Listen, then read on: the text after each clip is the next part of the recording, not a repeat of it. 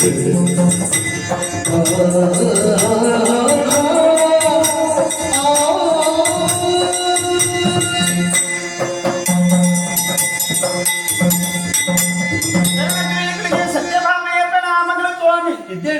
ದಿವಸ ಈ ಸಮಯದಲ್ಲಿ ಕಾಣುವರೆ ಆಶ್ಚರ್ಯವಾಗುತ್ತಾ ಉಂಟು. ನಗುಮುಖದ ಅರಸ ಯಾರು ಅಂತ ಕೇಳಿದ್ರೆ ನಿಮ್ಮನ್ನು ತೋರಿಸುತ್ತಾ ಇದ್ದ. ನಗುವಿನೊಳಗೊಂದು ನಗುವನ್ನು ಕಾಣುತ್ತಾ ಇದ್ದೀವಿ. ಇದರ ಬಗ್ಗೆ ಏನಾಗಿರಬಹುದು ಸ್ವಾಮಿ? ಏನು ಅವನ ಅಲ್ಲಿಯ ಮೇಲೆ ಮನವಾಯಿತು ನಿಮಗೆ? ಈ ವಿಧದಿ ನಗರಕ್ಕೆ ಕಾಂತಪ್ಪ ನನಗೆ ತರುಣಿಗೆ ನಮ್ಮ ನಗರದ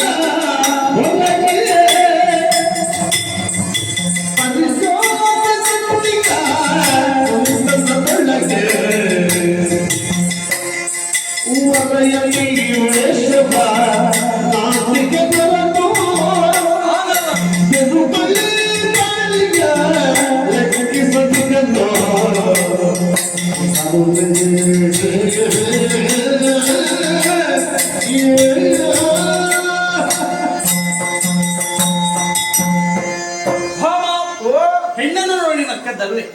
ನಗರದ ಹೊರಗೆ ನೋಡಿದ್ಯಾ?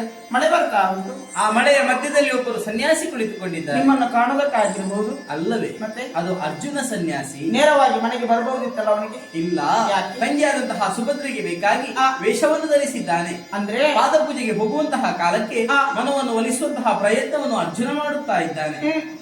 ಮಾತನ್ನು ಕೊಟ್ಟಿದ್ದಾನೆ ನನ್ನ ಅಣ್ಣ, ಕೌರವೇಶ್ವರರಿಗೆ ಕೊಟ್ಟು ಮದುವೆ ಮಾಡುತ್ತೇನೆ ಎನ್ನುವ ಹಾಗೆ. ಬರಬೇಕು ಇಲ್ಲಿಗೆ ಬಾಸಿಂಗ ಕಟ್ಟಿಕೊಂಡು.